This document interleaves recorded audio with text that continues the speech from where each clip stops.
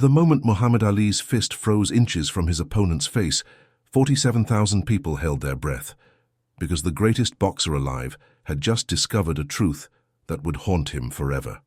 The roar inside Madison Square Garden was deafening that October night in 1970. Muhammad Ali stood in the center of the ring, his body glistening with sweat under the blinding lights, his right fist cocked back like a loaded weapon. Across from him, his rival staggered, eyes glazed, defenses shattered. One punch, that's all it would take. One devastating blow to reclaim everything he had lost during his 3-year exile from boxing. The championship, the glory, the vindication. But as Ali's muscles tensed to deliver that final, crushing strike, something happened that no one in that arena could have predicted. His eyes locked with his opponent's, and in that fraction of a second, he saw something that made his blood run cold. Not fear, not defeat, but something far more disturbing. A reflection of himself that he had spent years trying to forget. The path to this moment had been carved through controversy and sacrifice.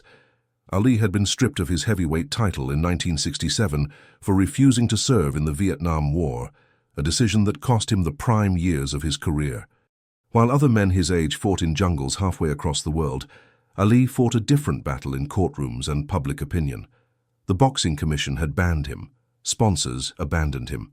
Death threats arrived daily at his doorstep.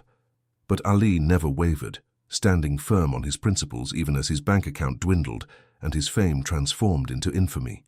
His wife, Belinda, watched him pace their small apartment night after night, shadowboxing invisible opponents, keeping his skills sharp for a return that seemed increasingly impossible. 3 years felt like 3 lifetimes. When the Supreme Court finally overturned his conviction in 1970, Ali was 28 years old, ancient by boxing standards. The whispers started immediately. He's too old. He's lost his speed. The sport has moved on without him. But Ali silenced the doubters with 2 quick victories, brutal displays of the skill that had made him a legend. His footwork remained poetry. His jabs still snapped like whip cracks. And his confidence, that unshakable belief in his own greatness, burned brighter than ever. The boxing world took notice and promoters scrambled to set up the fight everyone wanted to see.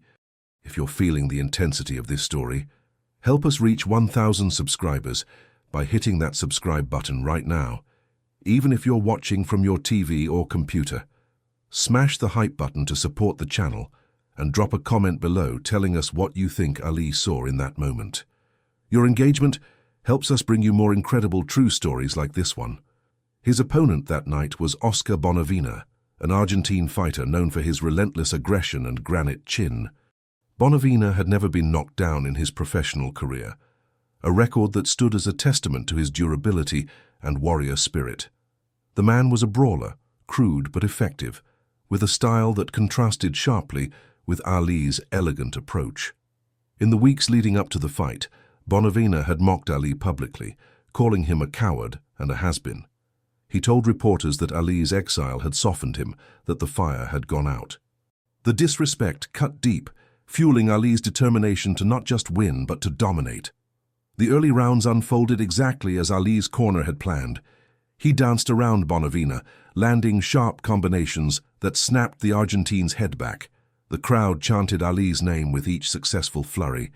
But Bonavena refused to fall. He absorbed punishment that would have crumpled lesser men, pressing forward with the mindless determination of a machine. By the 8th round, frustration began creeping into Ali's movements. His punches carried more anger than strategy.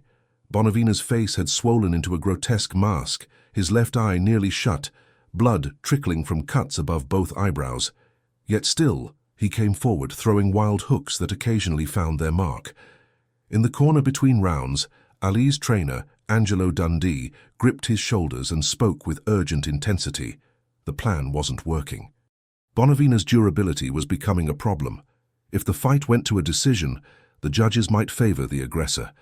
Ali needed a knockout, and he needed it soon. Dundee's words were clear and direct. Stop trying to outbox him. Plant your feet and take him out. Ali nodded, his jaw set with renewed purpose. The next round would be different. The 15th round began with Ali abandoning his usual movement. He stood his ground in the center of the ring, a decision that surprised everyone watching. Bonavina, sensing opportunity, charged forward with reckless abandon. But Ali was ready. He slipped the Argentine's wild right hand and countered with a left hook that landed flush on the temple. Bonavina's legs buckled for the first time in his career. The crowd erupted as the referee began his count. Bonavina rose at 8, his pride refusing to let him stay down. Ali moved in immediately, sensing the end was near. What happened next would be replayed in slow motion for decades. Ali unleashed a combination that belonged in a highlight reel. A jab to set up the distance, a straight right that crashed through Bonavina's weakened guard. And then the left hook, the same punch that had dropped him moments before, this time landing with even more devastating force. Bonavina collapsed face first onto the canvas, his body limp. The referee didn't bother counting. The fight was over. Ali had his knockout, he had his statement victory. He had proven that the exile hadn't destroyed him. But as Ali stood over his fallen opponent, waiting for the referee to wave him to a neutral corner, something shifted in his expression. The triumph that should have been written across his face was absent. Instead, his eyes fixed on Bonavina's motionless form with an intensity that bordered on horror.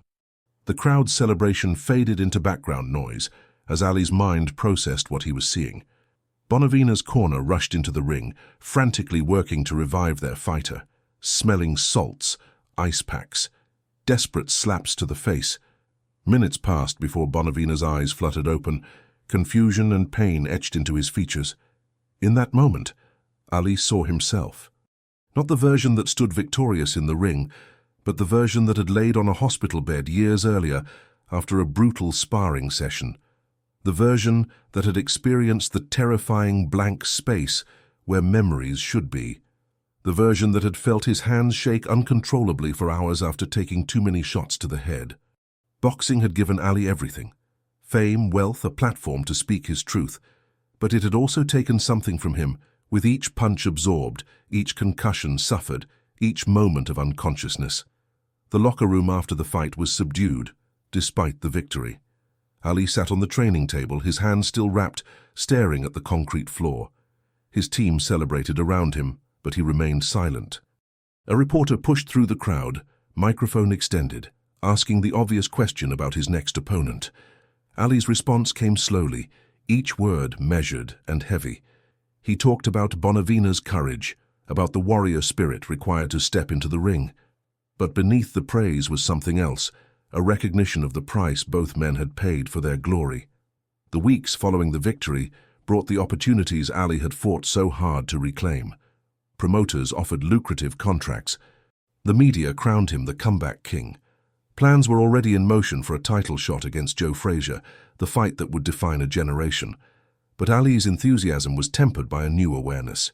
He began visiting retired boxers, men who had given their youth to the sport, and now struggled with slurred speech and trembling hands. He saw his own future in their present, and the vision was sobering. His training sessions took on a different character. Ali still possessed the skills that made him great, but he fought smarter now, more defensively. He told his sparring partners to aim for his gloves instead of his head. He studied film with obsessive detail, looking for ways to win without absorbing unnecessary damage. The change was subtle but significant. Ali was still the greatest, but he was no longer invincible in his own mind. The realization that his body was mortal, that his brain could only take so much punishment, had fundamentally altered his approach. The soul-crushing truth Ali discovered that night wasn't about Bonavina's weakness. It was about the nature of boxing itself. Every victory came at a cost. Every knockout delivered meant potential brain damage inflicted. Every moment of glory was purchased with future suffering. Ali had always known this intellectually, but seeing Bonavina's lifeless body on the canvas made it viscerally real. The sport he loved, the art form he had perfected, was also slowly destroying everyone who participated in it. In private conversations with his wife, Ali began expressing doubts he had never voiced before. What would he be like at 50? At 60? Would he remember his children's names? Would his hands still shake when he tried to hold a cup of coffee? The questions haunted him, but they didn't stop him from fighting. The Frazier bout was too important, too lucrative, too historic to walk away from. But the innocence was gone. Ali now understood that he was trading pieces of his future for present glory, and the exchange rate was brutal. The night before facing Fraser, Ali stood alone in his hotel room, shadowboxing in front of the mirror. His reflection moved with the same grace and power that had captivated the world. But now he saw beyond the surface. He saw the micro-traumas accumulating with each sparring session. He saw the inevitable decline that awaited all fighters. He saw the price of being the greatest. And yet, when the bell rang the next day, he would step into that ring anyway, because that's what champions do. They fight even when they know the cost. They sacrifice even when they understand the consequences. The Bonavina fight had been a turning point, not in Ali's career trajectory, but in his understanding of what that career truly meant. He had been one punch away from glory, and in delivering that punch he had realized something that would stay with him forever. Boxing was beautiful and terrible in equal measure. It elevated men to godlike status, while simultaneously destroying them from the inside out. Ali would continue fighting for years, accumulating more victories and more damage, but he would never again step into the ring with the naive confidence of his youth. The truth he discovered that October night was soul-crushing because it was inescapable. There was no version of boxing greatness that didn't involve sacrifice. No path to legendary status that didn't require paying with pieces of yourself. Ali had always been willing to sacrifice for his principles. His refusal to fight in Vietnam proved that, but this was different. This was sacrificing his future self for his present glory, and unlike his stance on the war, there was no moral high ground to stand on, just the cold reality that the sport he loved was slowly killing him, and he loved it too much to stop. Hey, my friends, help me by subscribing to the channel so we can reach 1,000 subscribers. Even if you're watching from your TV or computer, your subscription makes all the difference, and the algorithm will help you see more amazing stories. Leave a like or an emoji in the comments and be part of this growth.